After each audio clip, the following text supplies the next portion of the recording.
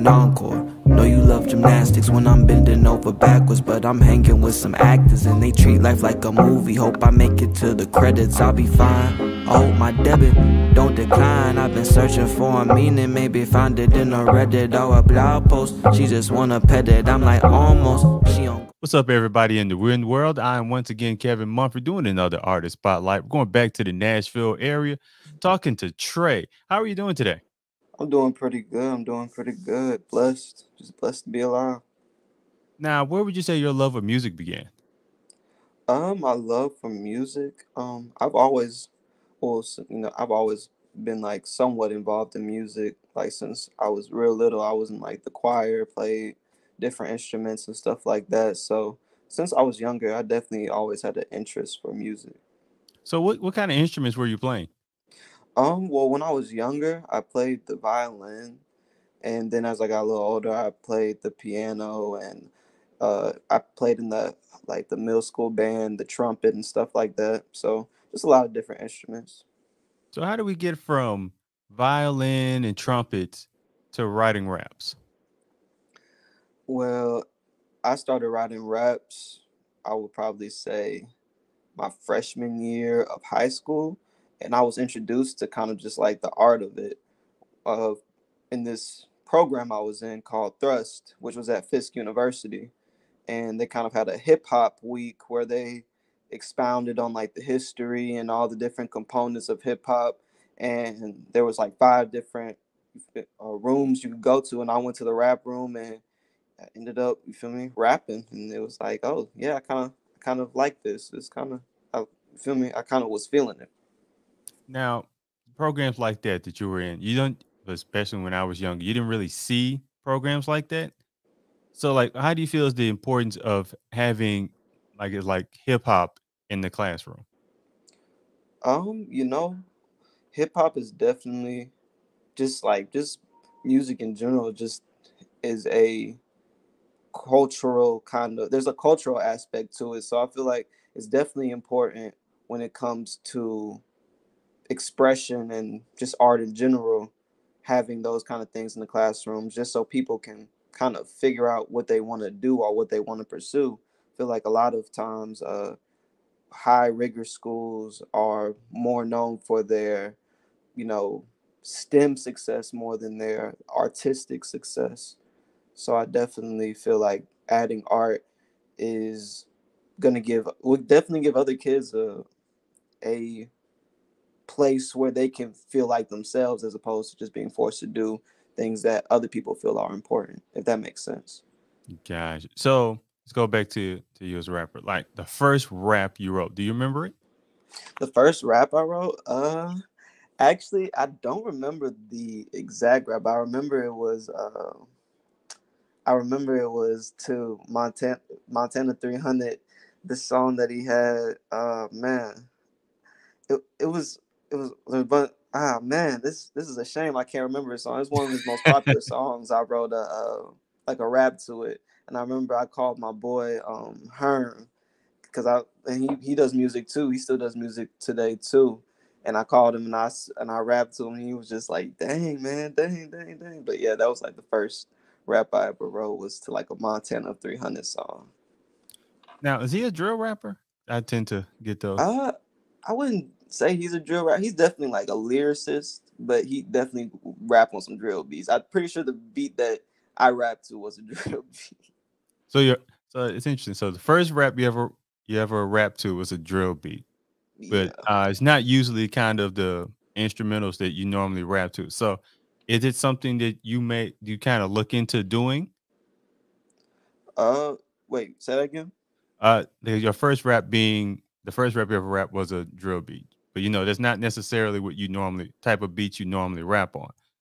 Like, would you ever get on a drill beat? It's just always if it's a good drill beat and I like the beat, I wouldn't see no problem with it. Especially if like someone brought it to me like, hey, they had like a good like hook or a good just good song to a drill beat. I wouldn't be opposed to making a drill beat. But as far as my own music, I probably wouldn't make a drill song. I completely understand that. So you tend to, I guess, be more influenced by, I guess, lyricists per se. So, what lyricists that you listen to growing up? Well, growing up, I listened to a lot of Kanye. I listened to a lot of Jill Scott and Erica Badu and like Maxwell, people like that. I find them to be some pretty good lyricists, and even people I listened to a lot of. When I was younger, I listened to a lot of Eminem. I listened to a lot of Lil Wayne. I listened to a lot of Drake. So people like them, I feel like influence a lot of my my lyricism. So, you mentioned actually quite a bit of R&B singers as far as your influences. So, how does R&B influence you as a musician?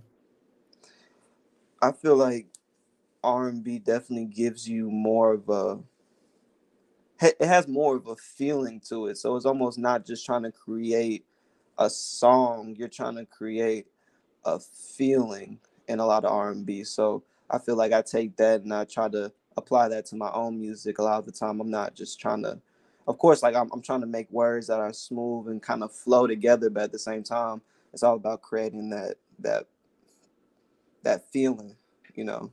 It's not, almost I can't even describe it, So, honestly. when you're making music, you're not maybe not necessarily making a song, but I guess like creating an emotion within a moment. Yeah, like almost I want this is what I want you to feel. How can I get you to feel this way through this song? So even if you're not even listening to everything that I'm saying, just the I guess the overall just song just gives you a kind of feeling that even if you're not paying attention to the words, you still feel. So, as far as like the writing aspect, like, do you take experience maybe from your own life? Well, I know, like certain artists take like their relationships and make songs out of them, or are you able to take experiences from others, like family members, friends, and create songs from that? Sometimes I would like to write songs about myself. I also like to just kind of sometimes make up stories, if that makes sense. Just kind of like paint a picture in a sense. So of course, like when writing, a lot of the time it's going to be influenced by pieces of my life or different aspects of my life. But at the same time, I like to put in a kind of fiction in a way to make it like to just be able to paint more images that, oh yeah, this didn't happen to me, but this is a real situation and you kind of relate to this situation type deal. Now, do your family listen to your music at all? My family does listen to my music. So is it kind of a? Cause I know it's different from letting like a random person you don't know listen to your music than like having like your mom or your dad or your little brothers listening to it that know you really well. So is it more of a nerve wracking experience? I'll say the first few times they were listening to my music in front of me, I'm just like, oh man, can we not listen to this? But because of course it's just weird, like cursing in front of my parents, because my parents are like real into the church and stuff. So saying certain things, knowing that they hear certain things that I say, I'm like, they're sharing it. But they be proud, they be happy, they like my music, they be real proud of what I've done. So it was definitely that first year where before I even told them, they kind of found my music and I was like, man, it's done, it's a wrap. So what was like the initial reaction when you actually telling them that this is what you were pursuing?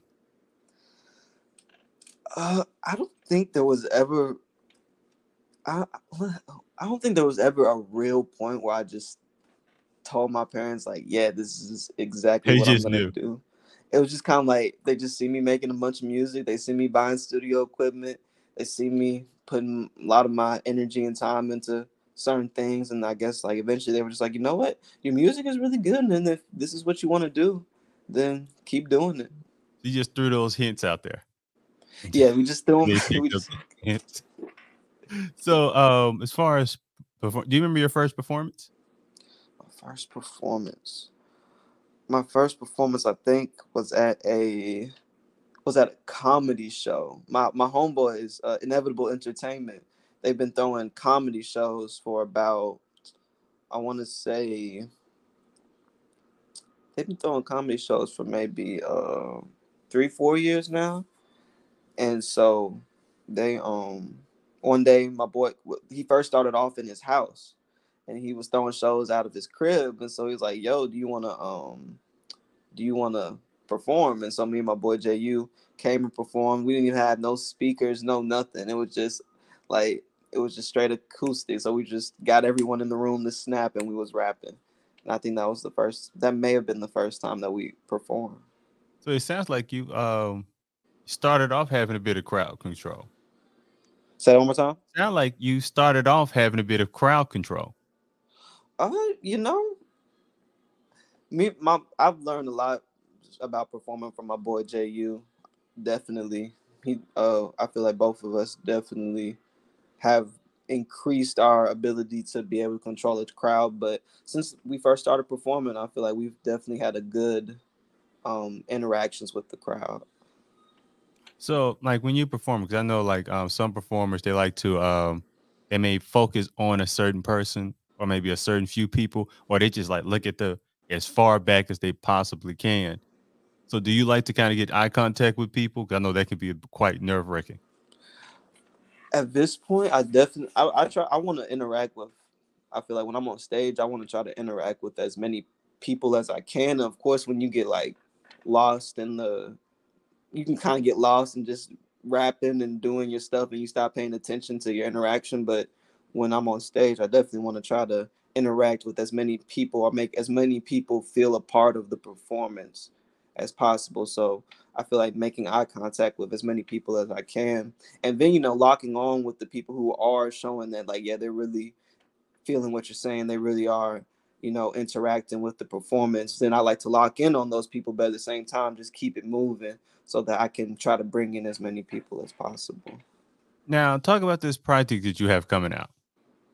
Kids being kids. Well, it's just a collab project I've been doing with my boy Justin. He's a producer from New York, and we've been working since last June.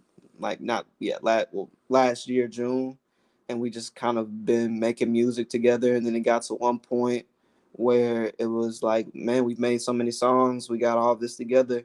What are you trying to do? He asked me like, what are you trying to do? You trying to put together a project or what? And I was like, do you want to put together?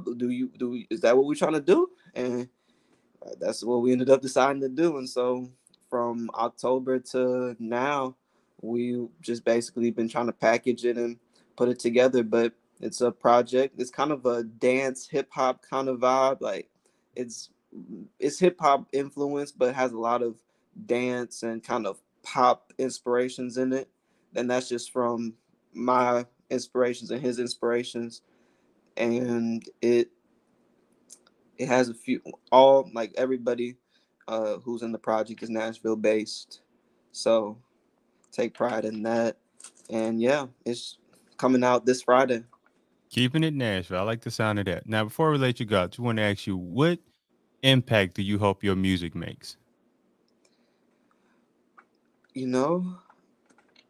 I just want people to be inspired to feel that they can literally, do anything that they want to do. I feel like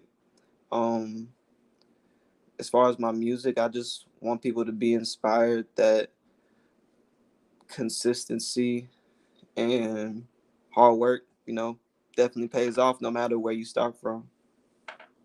All right, Trey, thank you for taking time out to talk to us, and I hope for much success in your future. Thank you. Thank you for having me. I am once again Kevin Mumford with Win Radio, and we're out.